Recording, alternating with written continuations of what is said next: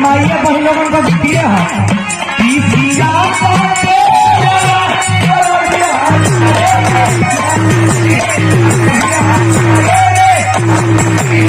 होली से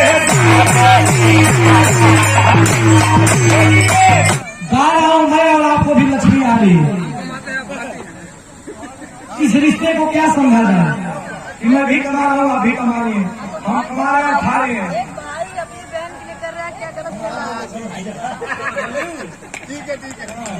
आंचल राघवानी जी को भी सम्मानित किया गया। हमारे विजयनाथ भैया के मामा जी हमारे भी मामा जी हैं। एक प्रोफेसर साहब जी की ओर से बड़ी प्रेम रुपया पैसा भैया आजकल केहू के टाइम नहीं खे। आज सोचत होगा कि सुधीर के ये 500-1000 देता वही का नाम बोलता ना, हमने तो खाली पैसे पर ना गई जा हमने के धान धान चौका हुए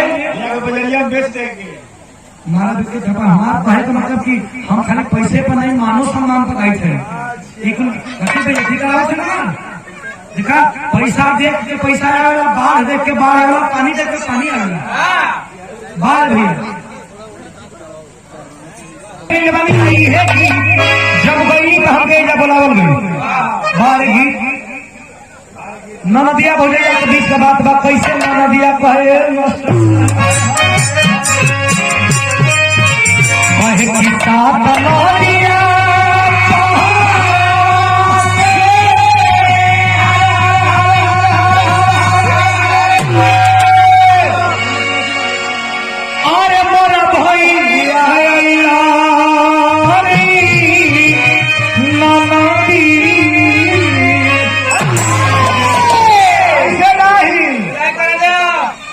कभी भाव में आते बच्चों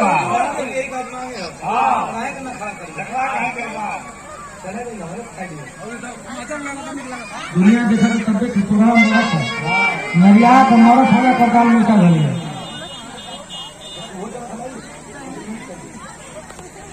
देखा जब विदाई कराओ बोले भैया इलम तो सुघर मेहरारू सुशील मेहरारू जैसा चला वो काहे कि आज हम गढ़ियो छिलवा दे यहाँ चल तनी खुटिया ही रहे जनाब तो हजबेल का है अब तो सही में जहाँ तक कहूँ धोखा खा जाएगी अब कहूँ धोखा खा जाएगी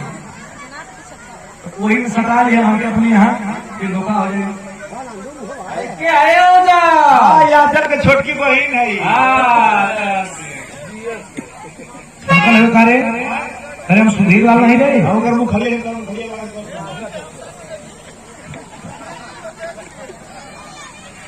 कैसे कहे भैया सही समझ के चुनना मत चटिया लोग हम उहे हैं बस खाली रोल में ठीक होके जाते हैं। कैसे कहे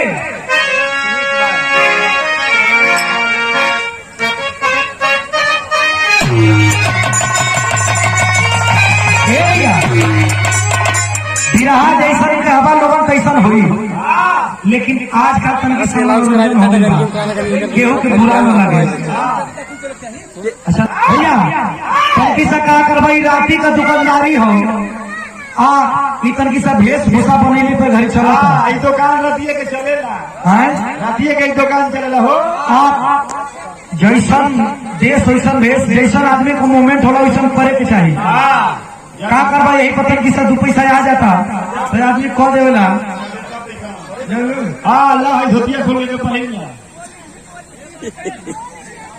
धोतिया खोल के एक लेंटर का सेंटर बांध लेते पिलर के बड़ा देखे देखिए क्यों भैया बड़का बाबू लोग बैठल बहुत ज्यादा लोग कथ में कि सरवा भी रहिया है का करत है लेकिन घबराया मत बाबू अब बिरहिया के ऊपर थे कि कहानी में उड़ी डाल के कुल मेरी आँख है वही से कुल करे तो पर थे कि नचियों का मजा मिले बिरहे को मजा मिले नयका नयका बिरहा सुने खातिर तैयार ना है लेकिन ये कुल कैला पर नयका नयका बिरहा सुने बदे तैयार हो गए हैं यही से हर ढांचा से परिपूर्ण होकर के परत है। विजयनाथ भैया का आदेश हल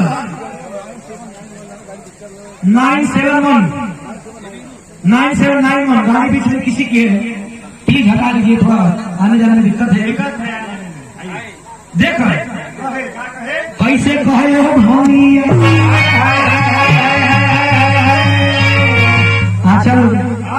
तू आज कहा सौखी हो गया जाना करू तोर मरद तो नीक मिलल हो रे लेकिन हमार मरद गोड़ छाड़ के चढ़ जाता कहाँ चढ़ जाता तरकुल पटारी पिए बजे रात में समझिए का कहे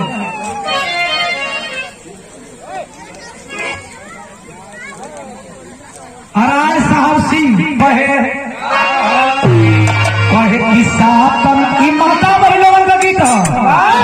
आप लोगों की कैसे ही माता बहनों की था कैसे आज में चक्की हो गई पहले जाता चले जाता पगोड़ चढ़ा के 4 बजे भोर ही में माता बहनों पीछे लगाया गावे लगो पीछे लगा गोड़वा पगोड़वा चढ़ा के कहे किस्सा दिया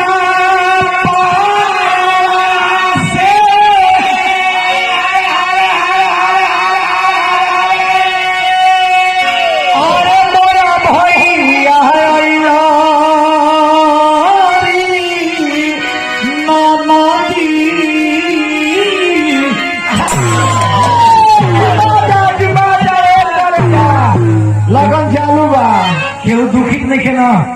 ठीक बात भैया आप हमने का भगवान है ना अब भगवान दुखित न होता क्योंकि आप लोगों के देख के हमने का गाली नहीं जा ठीक बा ना दादी ना कैसे कहे अरे किस्सा तो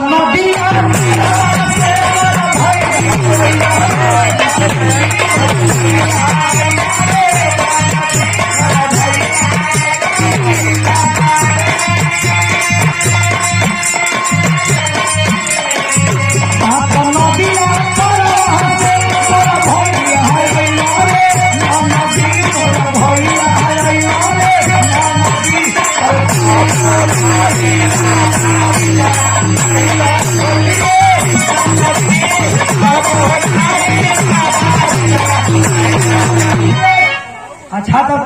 आंचल लगवानी सोचो छो कि ए मर्दे लड़का था कि थी ए आंचल खाली भेष बनाइए बनी था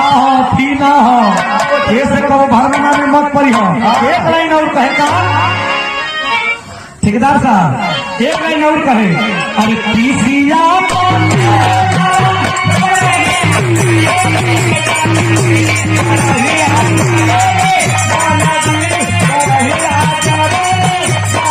हमारे माता बहन लोगन भी आई बड़ी ये माइया बहन लोगन का दिखिए